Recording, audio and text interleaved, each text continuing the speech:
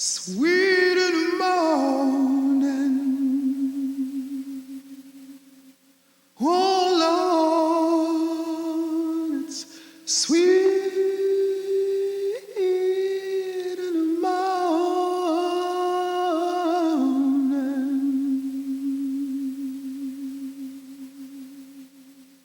This is an interview with Mrs. Almarie Billups from the Birmingham Civil Rights Institute's Oral History Project. I'm Dr. Horace Huntley. We're at 465 Border Street, June 28, 1995. Ms. Billups, thank you for inviting us into your home to speak with us today. You're welcome. I just want to start by asking a few general kinds of questions about your family. Where were your parents from? My mother and father was born in Camp Hill, Alabama. That's in Tallapoosa County. Down on Highway 280. Yes. You know, at first it was this mountain that the train went through. They called it Double Oaks Mountain before they converted it to went through there. And the train, they call it the little short central. The train, we would ride that from Irondale to Camp Hill, go through Dadeville and go home to Camp Hill. And you went through the mountain in a tunnel. But now, you know, you can, all that is cut out. You on that 280. That's right. Were you born in Camp Hill? No, I wasn't. My mother and father came to Birmingham. Well, they came to Birmingham. It's Irondale. It's where them home. They moved here in there in 1922, and I had two brothers born before me. One was born in 21, the other born in 22. Then I had a brother born in 23. And one born in 24, and I was born in 25. So you're the baby? I'm the baby. Okay. Then your parents, tell me just a little bit about them, their education. Okay, now my daddy was a World War I vet. He was in the war. They were mostly farmers, and my mother's father owned something like, well, a typical, what we would call a plantation, because when we would go there in the summer after we got out of school, he had acres of land. He planted a lot of cotton. He had apple orchards and peaches and grapes, chickens. This is in Camp Hill. This in Camp Hill. And we would go there for the summer, you know. But that's after my mother and father had moved here, you know. And we would go there. And my grandfather, my mother's father, he was kind of wealthy, I believe, as you would say black people were in those times. He owned his own home and things like that. How much schooling did your parents have? Well, I would say that maybe not 6th, 7th, 8th grade, something like that. What were their occupations? My daddy first started out working in coal mines. And they were coal mines at that time that black men worked in, that the shafts were so low, they had to lay on their back with a little cap, they called it the mine cap, and it would have carbonic acid in it, and you put it in there and it would flash and turn the light on. They had to hold it head up to dig coal. Right. And after he left the coal mine, well, I guess I should be maybe 10 or 11. He started working on the railroad, Southern Railroad, and that's where he retired from. And he worked. Yeah, was your mother a housewife? Housewife, no more than having to help Daddy out, maybe washing and ironing for white people, maybe house cleaning sometimes. But mostly she was a housewife. Like keeping up our house, and she did a lot of preserving and canning and cooking, you know. Did what housewives did at that time. At that time, yeah. Tell me a little about your childhood. Where did you start elementary school? Well, okay. I started elementary school when I was 5 and a half. And the reason I was able to do that is because when my mother would take my brothers, you know, I thought I was supposed to go where the brothers went. And when she would take them to school, I would cry. And so the teacher, her name was Bertha B. Howard, I will never forget. She said, let her come on. And so she let me sit along with the 6-year-olds. And I learned, So you you know, went ahead of yourself. I went ahead of myself Oh, that's good. because I finished high school when I was 17 and a half. But I tell you one thing, in all of the school, Bertha B. Howard was my inspiration, and the lady that taught me how to read, write, and arithmetic. Those were the basics. Yes. Now, they didn't just say right now, I can write better than any of my children, I can write better than the grandchildren, because they write their own style, they draw their writing, you know. But we were taught writing, we had a writing book. Right. And Develop their style. okay, like at the first grade, when it's time for them, they would go to the front seat and they did their work. You know, every grade would move up. It was a small town, so it wasn't that many children, but it went to the sixth grade. Yes. And by the time I was in the sixth grade and graduated from sixth grade, I would have gone to what is this elementary school? You used to have me what long? I can't think of it. But anyway, my brothers went to high school at Parker High in the city. Okay. But when they built this high school on Grants Mill Road, you passed the barbecue place they called Golden Rule Barbecue right on Grants Mill Road, and that's 78. You know, Right. going on What's towards the Lee. name of that school? It was they called it Irondale Senior High at that time. Irondale Senior High. But I graduated from there in 1942.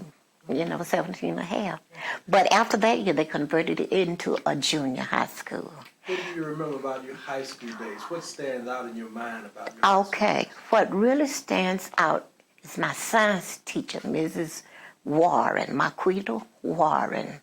And I don't know whether she's still teaching it. But my mother got very ill when I was in the 11th grade, getting ready to go, you know what I mean, to the 12th grade. And I had to stay at home quite a bit because I was the only girl. And I had missed, there was a certain amount of experiments we had to do to complete that. We had science, she taught science, and we had to do a certain amount. She would stay with me after school and help me to make up those experiments so I would have enough credits. And also, my mother and father was not able, at that time, because Mom was so ill, they were not able to buy me a class ring. And you know, they cost $12.95 then. But Miss Warren, oh goodness, and it was beautiful gold. Miss Warren said, "Don't cry, I'll get your ring for you." She got me a ring. I'm sure that made an impression on you. And my mother so, because when I graduated from the 6th grade to the 7th grade, you know, that was just like you got a diploma and you wore a ribbon to it. But I didn't have a white dress. We had to have white dresses. My mother had a white dress. She cut her white dress up and made it for me. And I graduated from elementary school. You know. Tell me about the community that you lived in. What kind of work did the people do in the community? Okay. Recreation. What do you remember as a child? As a child, I remember we were a very close-knit neighborhood as a child. Okay, Mount Hebron Baptist Church, that's where the center of most everything were. You know, we would go to maybe vacation Bible school, and then there was an open lot right next to Mama and Daddy's lot and house. And that's where my mother, the ladies, and everything went on picnics and things like that. They did a lot of barbecuing. And we played out there, and we called it the Grove. But the church used to sponsor things like hay rides, get back of a truck with hay, excuse me. And we had Sunday school picnics, and we played a lot of baseball. They did. I never learned how to play. I couldn't, you know what? My brothers, all four of my big brothers took care of me. I was really kind of a... You were sheltered by your brothers. You know what? Everybody in Irondale could skate, ride bicycles, do all that. I couldn't, but my brothers would put me on the back of that bicycle and ride me. I was always afraid. Yeah. What did you like to do most of all? Well, I like Run with your brothers? run my brothers. Because my brothers, and we had, like in church, we had junior choir and senior choir. I did a lot of singing there. And my oldest brother did a lot of singing at that time. So you were intimately involved with the church. With the church. I even remember the pastor, all out of all these years, Reverend W.H. Smith. I joined the church under him. Did your parents own or did they rent? They own. My brother, at first we rented when I was like 6 and 7 years old, but my dad bought a piece of property. Okay, when he went to World War I, they didn't pay them all. They got what you call a bonus. And he got his second bonus, all the rest of his money. You know what the men are getting now, what they call a mustering out pay? Okay, they call them bonuses then. And in 1941, they sent my daddy $832. And my daddy and my oldest brother, he already had this lot. My daddy and my oldest brother built this house.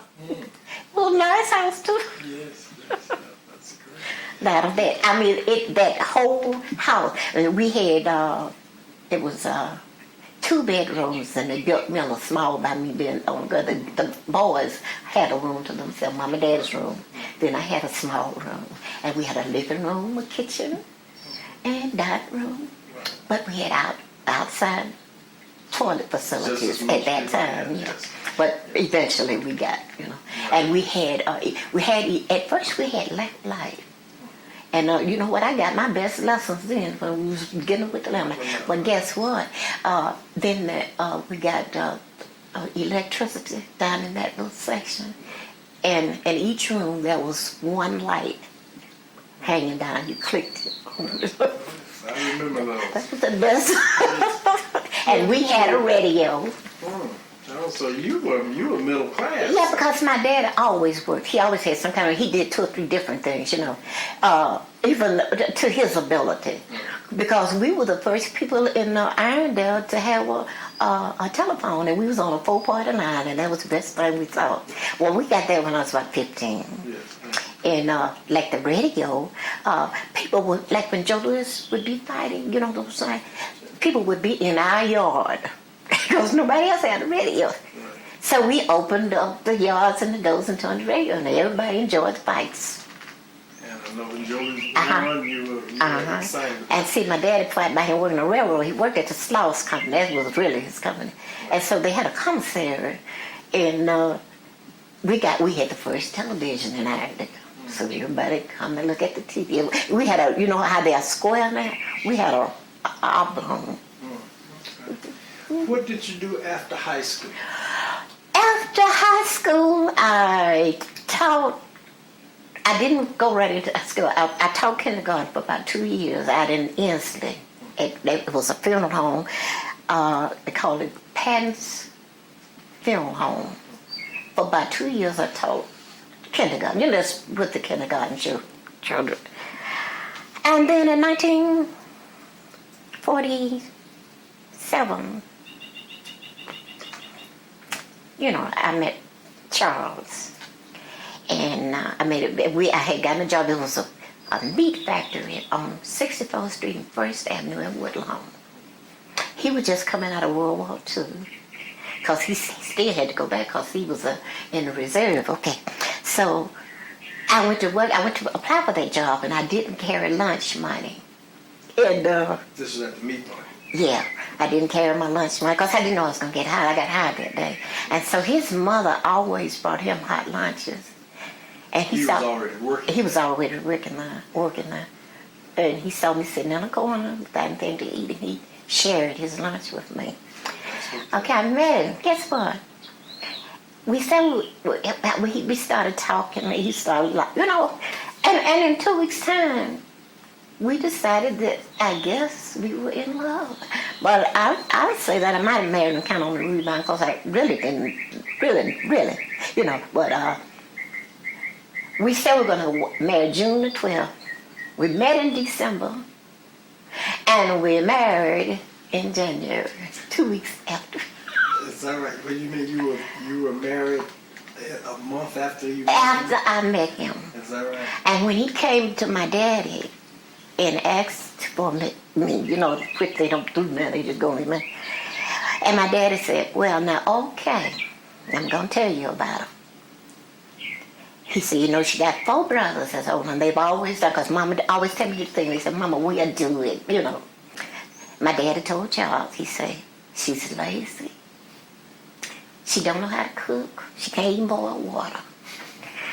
Say, but if you want to marry and you love my daughter, you can marry her. He said, but I tell you one thing. If you ever get tired of her, say, if you don't have a car, put her in a cab and send her to me, and I'll pay for it. Charles used to tell me, Lady, Lord, I wish I had sent you over in the cab to your daddy. And how long were you married? We were married before he died. We were married, had been married 22 years. Mm-hmm. So you had a short engagement, but a long marriage, yeah. And we were married 3 years before the first child was born. Because at that time, he after he got out of school, he put himself, he went to Booker T. Washington Business College. He finished there. He used to work 3 jobs. He worked at Corner Steel. He worked 4 hours a night at the Zitz as a janitor. And then he went going to school, went to, going on the GI Bill. Right, yes. He finished that, and he finished an A student. But Miss Gaston just loved him. Where did you live? We was at that time we were staying in Irondale. We had my mother it's a lady had converted her home into something like an apartment. We stayed there, and then in the latter part of 49, we bought a house at the airport. That's the house we were living in, and all the other things were happening. So I know that your husband was very active. Very. And was active in the NAACP. Were you active with the NAACP? Yeah. Can you tell me a little about that? What kind of activity did you participate? Okay. Now, I, at the time, really wasn't, but I was with him, you know what I'm saying? But my husband was always, wherever they went, especially Mr. Patton, Mr. Gwynn, and Mr. Shoulders, these 3 men were very instrumental in his life and being wanting to be, free. You know what I'm saying? W.C. Patton. W.C. Patton, and Mr. Shoulders. He's dead. It's Shoulders Funeral Home. Yes. Mm-hmm. And what was Mr. Gwynn's name? What did you say his name was? H. Gwynn. Mm-hmm. Okay. So these 3 individuals had quite an impact on what he would actually get involved in. Right. Were you registered voters at the time? My husband went, when he's carrying you through this long list of things, every time he would go, they would always file up and going about 6 times before he passed. They asked you who was the senators, how many, and who was this, and what about all about Alabama and everything. But he found a way, because what he did in our house, he would bring a clutch of people in with things that he would miss on that registration thing. Well, he would tell other people about it. So he said, now you got to go. I wasn't voting then. But when I went, they had, you did, as a matter of fact, they were still paying poll tax when he started voting. Right. But right after then, they stopped that poll tax thing, and that's when I went, and I passed it on the first try. Because he had actually right, and he would bring other people into the house that would help them qualify. Right, qualify. In 1955. June 1956, the state of Alabama outlawed the operation of the NAACP. Right. And as a result of that, the Alabama Christian Movement for Human Rights was organized. Were you and your husband involved in Yes, he was very involved, and we were too, because he was. Yes. Because when he'd go to the meetings, sometimes I might get mad because everything was going on. They had a lot of white reporters and all these police and everything out there. And actually, I was a little bit timid about it, But, whatever. He could talk me into doing things, You were afraid to get involved? I wasn't afraid. So you were timid? I was just a little bit timid. And I didn't, about his involvement. Yes, because I always was so afraid that he was going to get hurt because he was very outspoken. How close, how well did you know Fresh Husband? Very, very, very. Were he and your husband Very closely very, associated, very. even prior to the organization of the Alabama Christian? Well, no, they were out. It was really after the organization, and you know, they were very. They did everything together. You know when, even though it may not ever be mentioned, you know when Shuttlesworth took the boys and Reverend Pfeiffer when To Phillips High School? Well, Yes. my husband was with them then. He was with them. And my husband was also, you know, when it's home, the first time he was born, I was at work, but he had the girls in the car with him. And do you know they went over there? They went to the house. This is in December of '56. And don't you know, if I had known my children was out inside, I would have left work and beat him up, I think. So now, I talked with your daughter also, and she said that there were times when they would take you to work, and then he would say that he's going to take the girls back home. Yes. But the girls would not go back home. They would go to the meeting with him. Right. When did you find out about that? Oh Lord, I guess about a year or so they were doing that. And one night the baby, she was 5, she was 4, and then she turned 5. She said, "Mama, you know what? I saw my daddy coming in the house, but he had his shoes off and he was backing through the door. He was trying to make them think that he had." And after then, because he got beat up in '57, after all of that going, whatever he was doing, he would take me and the children, and he would take me to work from 11 to 7, and he would take them down to the motel.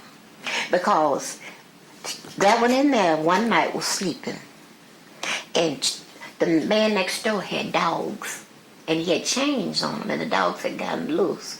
So they were going back and forth across my porch. We had a concrete porch, and she thought it was the Ku Klux Klans out there trying to get them. This is your daughter. That one in there. And that's when they got afraid to stay at home by themselves, and that's why he would take them with him every night, you know. He would consistently take them with him so Yes. that they would not be afraid. Yes, and they would have, after, you know, he'd be in there in the meeting, and you know, them used to be all night long meetings. You know, I thought the children would be at home in the bed and they'd be down there with the daddy. Excuse me. So what was happening then? You were in fact working 11 to 7, 11 at night to 7 in the morning. And he would take you to work, Yeah. and then he would go on to the meeting, Yes. but he would have to carry the children Yes, with him. yes. And then they would do their homework or whatever they had to do in the car. In the car. And you then eventually would find out about it. And what would your reaction be when you found Oh, out? and I can't even tell you. It was horrible at first, because I was just, I wasn't disgusted or nothing, because I was afraid that something was going to happen to the children. And see, in '57 is when my husband was beaten up. At that, was he working at Hayes? Hayes Aircraft? Aircraft. Can you tell me the circumstances? Yeah, they had these white bathroom, had the white bathroom and the black bathroom, but the black bathroom always was filling, washrooms rather, because they was working in this dust and thing. They had to take a bath, and he said one night after about 11:30, he just got tired of waiting, so he went and took a bath in the bathroom, the white bathhouse for the white. Right. And for 3 to 4 days, they didn't do anything to him. But on about the 4th or 5th day, he was riding with one of our neighbors. They were on a truck. They used to go back and forth to work on a truck, 3 to 11. And on the 4th night, I sat up all night long because I said, Charles must be working, because he had kind of a bad stomach, and I always tried to sit up to keep the dinner kind of warm for him. But he never showed up, and I couldn't imagine what had happened. And then about 4 o'clock that morning, Reverend Smith came, and he said, N.H. Smith? N.H., that was our pastor then. He said, Almarie, we got to go. You got to go. We got to go to the hospital. I said, what's wrong? What's wrong? He wouldn't tell me. He said, but we got to go. And He started to give me children's clothes. They were in a brown bag. But he said, no, you don't need to see this. Because it was just bloody mess, And when I got over there, they had him in a hospital bed. And he was bleeding so until they had to put a bed cradle over him. They couldn't let the sheet come down on him because it, was where they had beat him up. They took him. He said they put sticker brows in the wounds, They beat him with chains. He died with those chain marks on him. And Reverend Smith said, we just run these clothes up. He stayed in the hospital 2 weeks. And every time I go, I said, I just be so mad, and everything. But he said, well, I'm going to pray for them. And he said that where they took him was on, what Eastwood Mall is, It used to be all wooded area. They used to call it Hammonds and, 7 to 8 highway. They took him up in those where they took him off the job in his truck, listen to me. Made him lay down in the truck. And when they got him so far, this man, I won't call his name because we got a well-known son as a doctor. They stayed three houses from me. He rode by my house and he did not tell me. Well, did they actually take him from the job, or were they? They cut him out. They blocked, when he was coming from the job, they blocked the truck and took him out. Forcibly took him out of this man's. And then the neighbor went came on home, uh-huh. and he never said anything. He never said anything. And he never said a word. We was sitting there waiting. But anyway, my husband said he prayed and everything. But then at that time we had our telephone. Did you talk with him anytime after that? Mm-hmm, a lot of times. Did he never, ever say why never. he did not mention it to you? My husband said he told him that they told him if he said anything, they was going to kill him. But he never. He had to ride right by my house. I'm 3 doors from him. So that obviously was a question mark. It raised a lot of questions about. Yeah, because he had to tell them what route that they was going to take. Were these men ever apprehended or No, prosecuted? They weren't. Because my husband said when they got to beating him up, said that they said they were going to kill him. Because they were trying, every time they said, where you get money or what you do, where you do. So he was said, Mr. Green. They knew he was a black man. They was trying to say and make him say Green, not call him Mr. But my husband's man was on him, so he always called him Mr. And that's one of the reasons he got beat up as bad as he did, because he wouldn't stop saying Mr. And this is a black man that he's saying Mr. to his dad. Of course, it's not acceptable. Right. As far as whites were concerned. Right. So he was beaten even more so. Even more so. Referring to Mr. Gwynn as Mr. And said they got together and they whispered and said they were going to kill him. But somebody, my husband was a Mason. He had his ring on. And he said they had him tied to a tree and everything. When one of them happened to get that thing, he said he believed that's one of the reasons he believed they didn't kill him. Because when they felt that ring, said they got together and said, we ain't going to kill this nigga. Let's leave him up here. They untied him and they got in their cars and they left. He had to crawl back to 7 to 8 highway out of those woods. And we got down there. 2 police cars from the city was sitting there. And this is out in near the place that he was beaten. Mm-hmm. How did you know to go out there? No. Police was sitting there. They took him to the hospital. In other words, what I'm saying, I believe that they knew they were up there. I know they had to hear him hollering.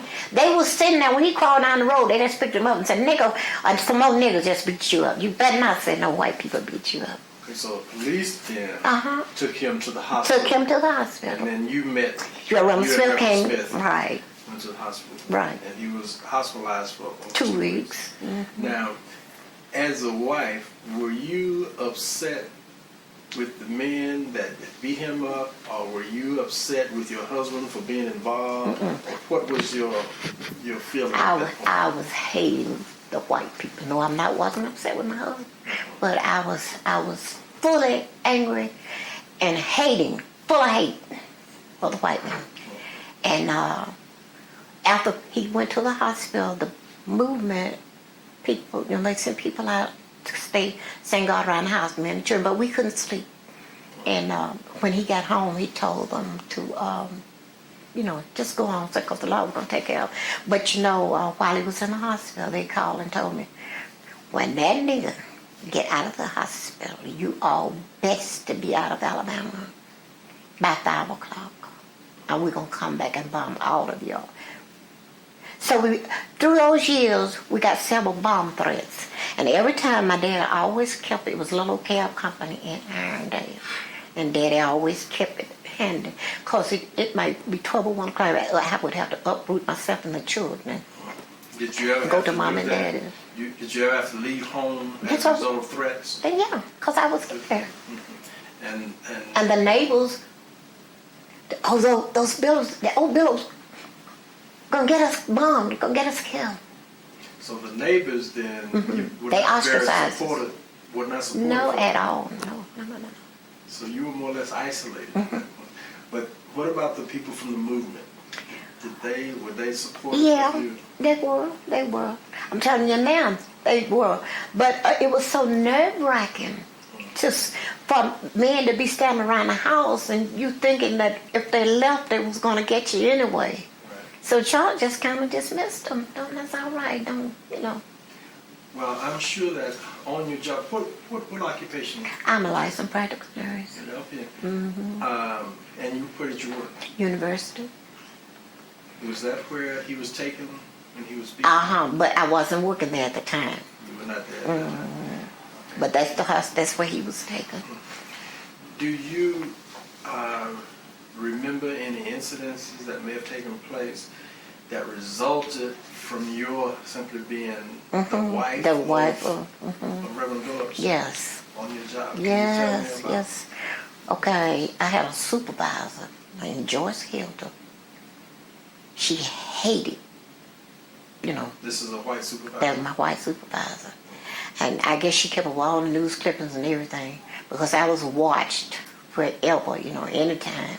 And for lack of time for promotion or anything. Where were you working at? University, in the nurse. I worked in University Hospital in the nursery. And I know she made, you could be charged nurse for your shift, and there would be people that even I would have to help them be in charge, but she wouldn't name me because, make it have a bigger salary or something. But I agree with that. But the main thing is that the resentment that the doctors gave us, they would come along, like when you, at that time, I wasn't an RN, I was a license, you couldn't get into that till you was about 35, but there was such a shortage of nurses, and they opened up that program, and they sent you to Montgomery with the state board, and you passed. But they would call, say, one of the University of Alabama students, nurses, Miss. But we were always nurse this, girl, and maybe gal or something. So they referred to whites as Miss or Yes, Mrs. yes. They referred to blacks as nurse. Nurse. Never. Nurse, yes. Mm-hmm. Yes. I'm very familiar with that. My mother's an LPN also. Yes. On your job, as you worked, and Reverend Billups was very active. Mm-hmm. Did you ever lose a job, or were you ever threatened with loss of job as a result of his activity? I never lost the job, but I was threatened with misusing sick time, being absent, and being late. Because some nights, Charles and them, they would be so involved in the meeting, I would be at work at 11 o'clock. They watched my time clock. When I hit the clock, sometimes I'd hit at 11:30, sometimes 10 minutes after.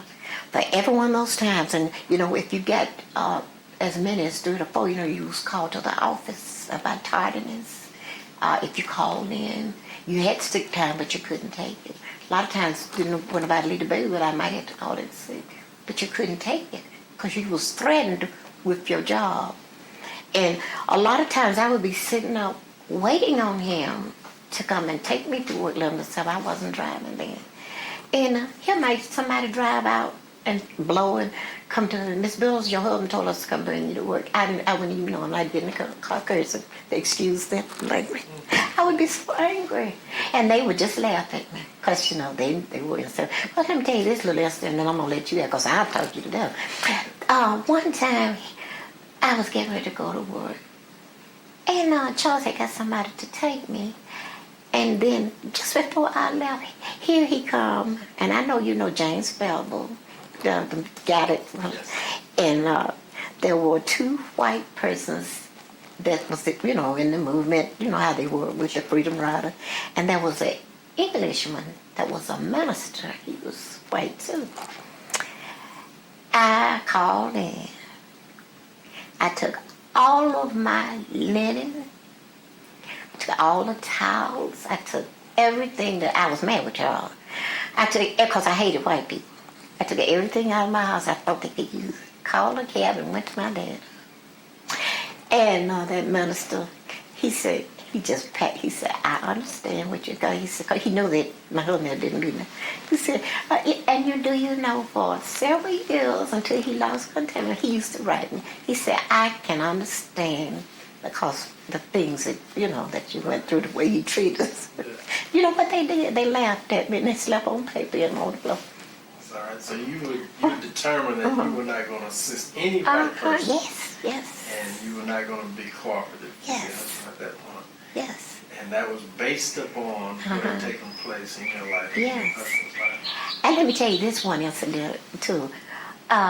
You know, at that time we had missions, you know, from house to house, and I was down to one of the neighbors at a mission, and they said my husband was at some meeting or something.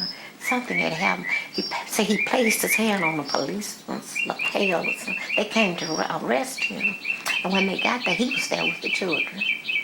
And my daughter, that's in a very bad condition, that needs to go to a psychiatrist, the little daughter, she always kept her fingernails long because she said, Mama, if they throw my dad up against that paddy wagon, or if they do something to my dad, I'm going to scratch him. And they came in to arrest him for some minor thing, you know. And she grabbed one of them by the leg and went to work on his legs, one of those hands. How old was she? She was 6. But do you know what? My husband said, they said they was going to kill her, but I think he fell down. He said, well, you'll have to kill me.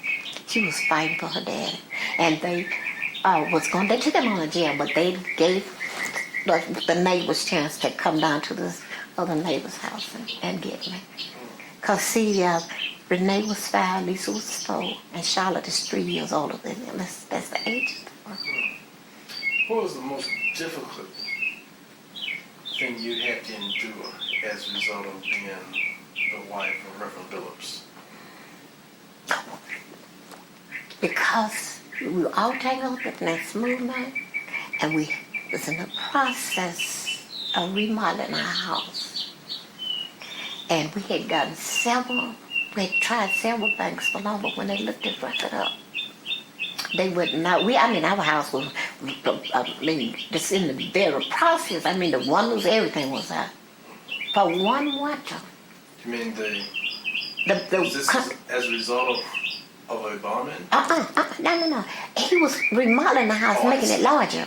The contractors was working, and they had assured him that he could get along. You know what I'm saying? And we had to put plastic. We had a great big bay window in the front. That window stayed plastic all of the winter.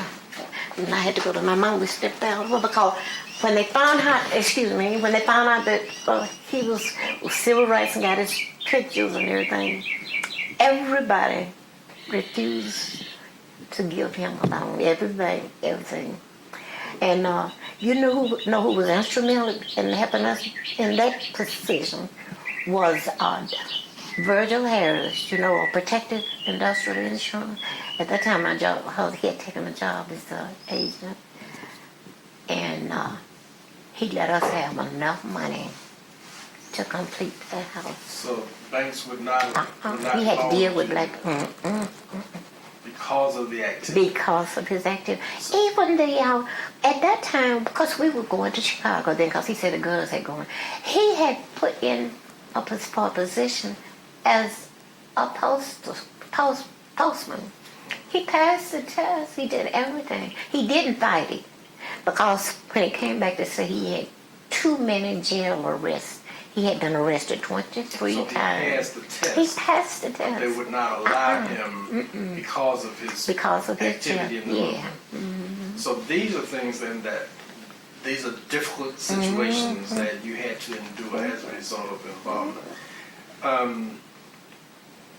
I know that as a wife of a very active individual like that,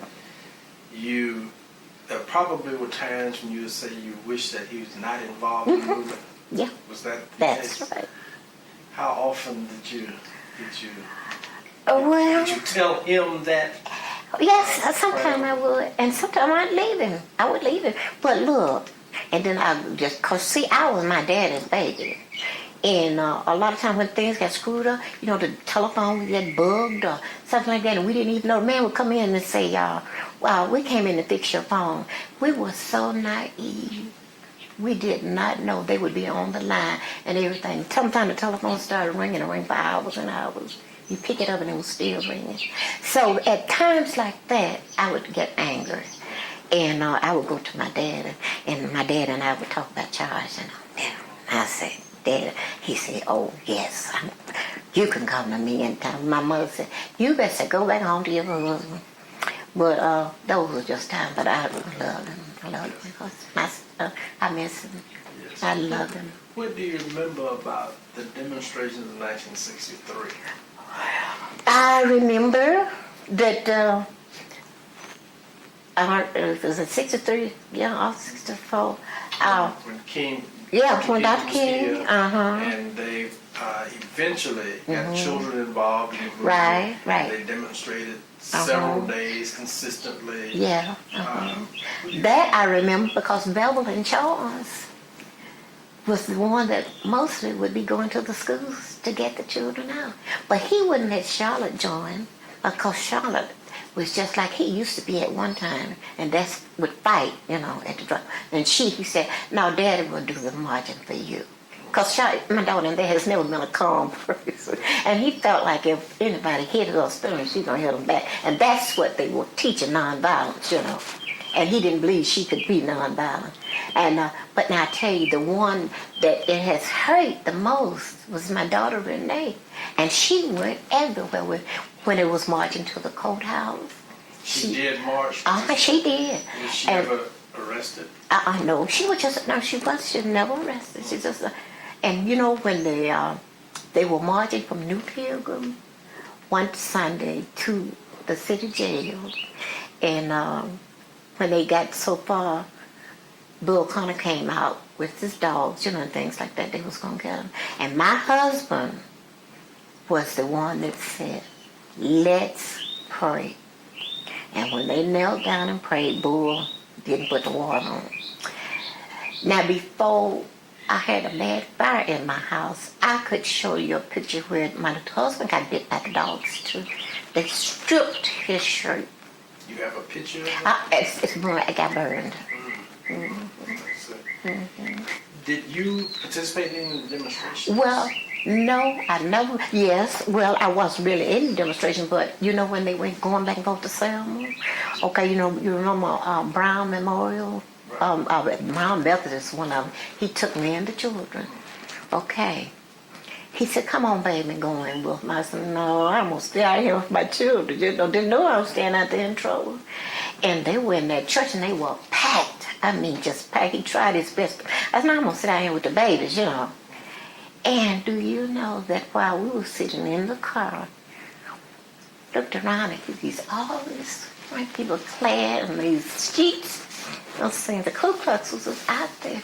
And I had to ease Charlotte into the church to tell them that the Ku Klux Klan were walking red and forth. See, I should have went on in the church with him. I know. Oh Lord, I could tell you so much, but there's no need to just keep them. But they had to come out and get us. They were out there Yeah. And they was talking about, we gonna kill them. Nigga. That's old Charlotte that laid the babies down on the seat. I said, go ahead, ease in there and tell your dad to click outside here. So you sent her? I sent her in the church. I know that during that 63 demonstrations, you were very active. Mm-hmm. And after that, Reverend Billups then, I guess he sent to Chicago by Martin Luther King? Yeah, well, Dr. King went there, yeah. And my husband went because he said the girls were growing up. And, because I had been working for 2.5 years and my husband hadn't worked anywhere because he's either with the movement or he couldn't get work. And he said, I'm going to let you sit down. We went to Chicago, actually. We were still working. He was, but actually he went to find a better job. And he went to find a better job, but he happened to have been there when Martin Luther King came. Yes, he was there. And then he became involved in Oh, yes, and that bread, what is it? All that bread basket, Operation Bread Basket, and everything. Now, I'll tell you what I did do. I went to the March on Washington. And then I went, when they had the Resurrection City, I went to that. The groups, we got private planes and we flew there. I got some pictures in there somewhere. I can find them. What do you remember about the March on Washington? It was a glorious time for me. And to be there, I got some pictures, but I don't know whether to be there at the Lincoln Memorial and to hear that exhilarating speech, that was something else. And that's when I really and truly, really, I was for everything then. That's all right. The fact is, my life just got happier then. That's all right. Let me back up just a bit. During the time that the movement was meeting, did you attend any of the mass meetings? Yes. You talking about? Yes. You talking about? Now, are you talking about the Alabama Christian? Oh my goodness! Every Monday night when I wasn't working. Well, can you describe to me what a mass meeting was like? Yes, there were lots of singing, lots of oratorical speeches, lot of reporters, lots of police, and lots of people. Happy times, and then Dr. King would come in and make a speech, when they, after Charlottesville, invited him into Birmingham. Yes, I enjoyed that. So that was a rallying time. Someone told me that being at a mass meeting was like being at a revival. It was like being at a revival. And then when you get on the outside, he's all these police standing out there. Because I vividly remember one night, Charles, the children, and I were coming out. And Charles was, they used to let some of the men out of the movement would stand on the outside to try to keep watch. And a policeman was coming in. And some kind of way, accidentally, Charles brushed against him. And they brought the paddy wagon right there to the meeting. And throwed him up again. The children had to see that. That was about the third time they had seen him thrown against the paddy wagon. That's the reason why she always said she was going to kill the police. Because they would throw him against that paddy wagon and pat him down and throw him up in the truck. One time, he was coming to take me to work. And they took down, how these signs, where you're supposed to stop, that'll cross, you know what I'm saying. And what they did, they took it down. They knew, because they know what time he was going to come. They waited on, they picked at him every night. They somehow or another knocked that sign down and he ran through it. The sign was not up. Kind of like that, those signs out there in front of my house. Like yield and, right. Okay. They were thrown down, so my husband would go through it, and that's the way they would get. And okay. What would they do? Were you ever with him? No, I was never, because they never let him get home. They'd stop him, keep him down there for 2 hours, and that throw me 2 hours late, and I'd have to call one of the neighbors or call my daddy to take me to come carry me to work. And there have been times, like when the 16th Street bombing. And my husband was there, and I was, at that particular time, I was assigned to the 4th floor. They followed me down because the supervisor, my co-workers would tell the supervisors. I mean, even if we got a car, they would get us. But anyway, she came on my floor and she said, I heard your nigger husband was down in the emergency room. But you better not go off this floor. This is your supervisor. My supervisor, Joyce Hilda. What? No, oh my goodness. And I hear my co-workers looking at me. Like a little bit of scorn and, It's difficult to even imagine. Mm-hmm. What She said, my nigger husband. So I'm sure those are not your views. The same as his, are they? What would your reaction I want, to that? what you really want to know? Yes. Would you really want to know? Really want to know. Well, I wish I had a knife or some scissors or something stuck in her back. But I know better now. But you wouldn't. You didn't. No, you didn't no make reaction. comment. You know what? When I would just be walking around so silent and they couldn't figure me out. I never talked about my husband. I never nothing he was doing or anything.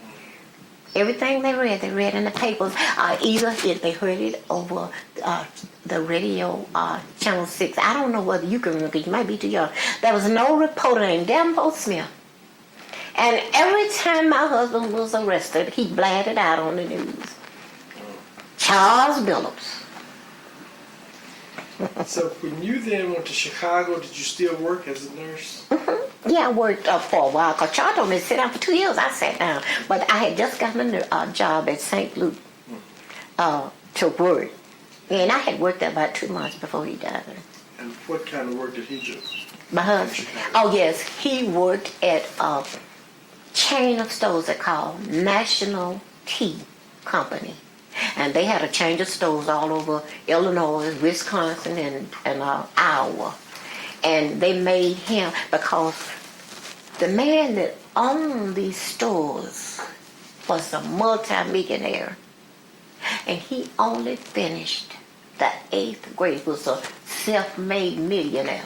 And that's why he fell in love with Charles, because he wanted to do something, because he told my husband, he said that when his son finished college, he tried to put him in Harvard University, but because he hadn't graduated and wasn't no member or nothing, he couldn't, and he's a multimillionaire. He couldn't get a son now.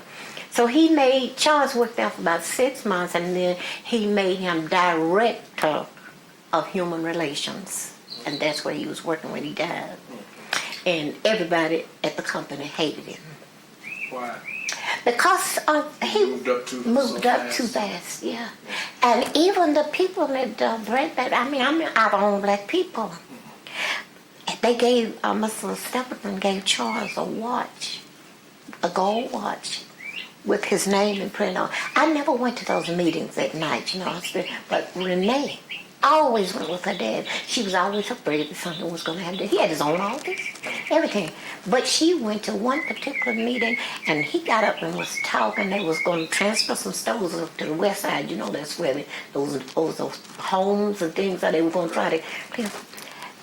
And I will not call the name. When your husband got up to talk at a Breadbasket meeting about the moving of putting stores on the west side. Making better stores. Because the stores there were like, say, Bruno's and Food Fair. Bruno's move all their old dated stuff into these stores in the black neighborhood. And that's what they would be doing. Okay. They had given him this gold watch because he had done so well for 2 years. One of the head black people in Operation Breadbasket, when he was showing him the watch, see, my husband was a poor man, and he wasn't really used to a lot of stuff, but and he was showing him his watch and with his name on it. My daughter said they took that watch in that meeting, and this black man, well known, from Chicago, took his foot. Who was that person? I don't call his name. Took his foot and scourged it down. And Renee jumped up. He said, "Baby, you're going to get us killed. We got to get out of here." A well-known black man, because if I call his name, I don't want to do that. I don't want to do that. So he actually, your husband just had to watch in his hand. He just had it, and he just had just gotten it that And day. he took it and put it on the floor. And Yeah, and took his foot. what was the reason for him doing it? Because they said that because he was making money and saying that he wasn't working for black people anymore, he's working for the white man and stuff like that. Let's see. So your husband then became involved with Dr. King when he came to Chicago Yes, and yes. movement to go into Yes, Cicero. yeah. was He went to back- Cicero. he was Got his back- hand broke. Hmm. He said, baby, they beat our butts in Cicero. He got his hand broke. Man throwed a brick. He caught it. That hand stayed in the cast for 6 to 9 weeks. He said they beat us in Cicero. So Of course, I wasn't with the damn Cicero. I was at home with the children. Right. So then your husband, after he moved to Chicago, he became again well known as a result of his activity there. But he also had a job, and he was well known on the job, and he was liked on the job That's by right. by the owner of the By company. the owner of but the he was company. disliked By the people, the white and blacks that were working. because he had moved up in the company rather fast. Right. And then what happened? Okay. He after he he had an expense account, and he could do anything with that money that he wanted. We bought cars. 'Cause Charles didn't know how to fix cars, so we bought cars every year. I mean, he ordered a car every year in October, and the last car we bought was the car was 5 days old when he died, and when he parked the car, he had his own parking space there because he had his own office. And it just so happened that one of the men, and he was a Jew, one of the men, he didn't know this man's car. He didn't know he had a car. When he parked his car in there, the other employees told us, you know that man spit on your car? The Jewish man spit on his car. Yes. Well, how did your husband die? Well, we don't know. I just put it like that. He was shot, but I don't know. He was shot. No details. Police said they couldn't find anything. He was coming from work. He was shot. Yes. He was shot. Where was he found? He was found in his car. No idea. All identification, everything was taken off him. No identification. No identification. No The only way they found me, they went under the hood and found that he had bought his car at Hyde Park Chevrolet. And they went from the motor number. And the children were just coming in from school.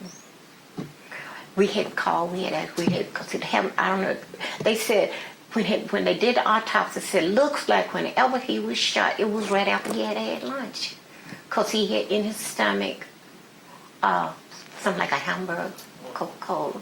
And your food digests, it takes about 4 to 6 hours for your food to digest, So his food hadn't even digested. They believe that maybe he was shot on company property and put in this particular place. But they came, the detectives, some black detective that got to be a real good friend of mine. He'd come and look all over the house. Because he said, you know what, Miss Billups, you know when I told you I want to see all of your books and encyclopedias? He said, you know what I was looking for? He said, I was looking for some blood. Because it said, you and your dog killed. Oh, that And suggested look, that you and your dog. me and my dog killed. And look, neither one of us, we all of us started to driving after my husband was dead. None of us could even drive a car. So then it appeared that that someone had robbed him. Yeah, they took everything off. We had just left Birmingham. We had still had an account in the New Pilgrim Credit Union, and we was sitting by our house, and he had drawn out of his money from the credit union, and he had my income tax check, and he had mine and his together, and he had Charles, because Charles was, he had 3 checks on him. They did not they have not ever. I had to go to the, what you call it? Not the, I had to go to the mall, identify the body. Yeah, and then, they had, what is that little thing they call it? When they had, you have to go and, oh my goodness, and I can't. Inquest, that's right. And they claimed they couldn't find nothing, no glasses, no shoes, no socks. And You mean my husband was not killed. There was no blood in the car. there's no blood, but he had been shot. He had been No blood. he had been shot 5 times in the chest, and the bullets, 2 or 3 came through his back. They turned him over back and forth to let me look at him. Reverend Evans that's another one that I would like to include. Reverend Clay Evans was our pastor, and he's the one that took care of us because we were there for about another year. You said that he didn't have on shoes or socks. I had on his socks, and of course they had to take him to the hospital, to do the autopsy. They did an autopsy. So he was stripped. Had on nothing but his socks. That's obviously a very devastating story.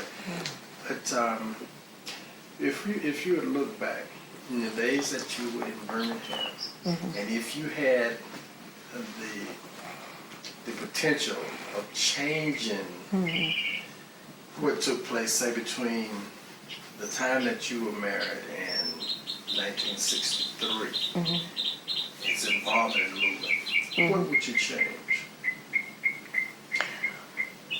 The big thing that I am is the education, young people, taking them higher, reap some of the benefits that these men suffered for, men and women. I wish things like that, more religious, more getting together, black people, because we still far apart. And do you realize now, my husband never got a chance to see neither one of his grandchildren. I have a grandson that's 17. I have a grandson that's 15. I have a granddaughter that's 16.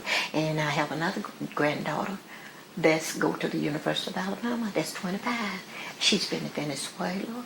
And she works at Books A Million and go to school. And she got 3 more months and she will have finished. She speaks Latin very well. And I had wanted her to be here today, but she had to work. I wanted her to be here because she's in Black History Studies. That's one of her main things. Where is she in school? At University of Alabama. And she says she wants to go to Florida A&M to get her master's if she can, because she want to get more black stuff. She's always interviewing me, and I'm taking her back to the old times. That's great. That's what she's into. Then would you, if you could, would you limit your husband's involvement if you could go back in time? Not a thing. I wouldn't change nothing. I'm just as proud of him as I can be. Even though there were times when I wished I had my stick to beat him. But my husband was a husband. My husband one time talked Anderson Ford out of a brand new car. And then he gave me a job. Came home shaking the keys. Is that right? Is there anything else that we have not touched on that you would like to include on this tape that's related to the movement or to your family? Well, to my family, my mother and father, who are very supportive of they loved my husband. And they have gone on in their memory, And the same year that my husband died, my mother, my father died the next year. 1 month apart. My brother died the next year. For 5 years, I was going to Danforth and Harris, getting people ready. I just hope that wherever he is, his spirit, that he can look down and see his grandchildren. And they would look down at me, even with my back my 70-year-old self, and if he could just look back and see that we are happy. If there was anything I could change, yeah, maybe I could change the way people used to look on him, because they called him big lip, ugly, mouth at the mouth. I could change some of that. I have seen him cry. I have seen him happy. And for a while he was going on this thing about his father. He didn't know who his father was. He had a bad childhood. And there was a minister that his mother used to court, Reverend Robert Alford. He's dead, and I used to work at old Sardis. And she told him that was his father. And he got in a group of boys. You know, he was about 10 or 11 years old. And he asked Bob Alford, was he there? He told him, he said, yes, son, I'm your father. And that made him feel good. But one of his main things was he had his biggest people, everybody. He was kind of scorned. And he was just beginning. When that first baby was born, and to me, she was the ugliest thing that you could see. And he thought she was so ugly. He brought 5 outfits to the hospital. He said, "No, whichever one she looked the best in." He was just that proud of his children. I wish they could have seen their grandfather. Well, I'm sure all of them are very proud of you. Well, I tell you what, it's been a struggle. I have tried to hold on. My husband left me in the house, never stayed in no apartment or no project. He always had a house for me. And I've been struggling around, and I'm soon, if I live long enough, I will at least be able to leave this house paid for to my children. You have been a strength, not just for your children, your family, but for a lot of people in the community. So I would just like to thank you for taking the time out of your schedule to sit with us today. Thank you for listening to me. You know what? When this thing first started, it hurt me so bad because they never asked me. Lola has always been there. But nobody at the Institute or anywhere else has ever asked me about my feelings. I appreciate you coming. Well, thank you. I wish I could have. I hope I have said something good. You have said an awful lot. But let me just end this by saying, wherever you are, Charles, I love you. Whatever might have gone wrong, whatever anybody has ever said, whatever, I love you. I still love you. I've never married. I could have married. I've never married. I don't think I could have found anybody else. I didn't want to marry. I had my children. I took care of them. And I have a daughter in North Carolina, and I got one that's there on Bush Boulevard, and this daughter here, this eel, stays with me. And things have been... History will look at you as being one of those heroines of Birmingham because of all that you've endured. You and your family have endured an awful lot. And we as a community appreciate what you've done for us. Thank you. Thank you. Thank you.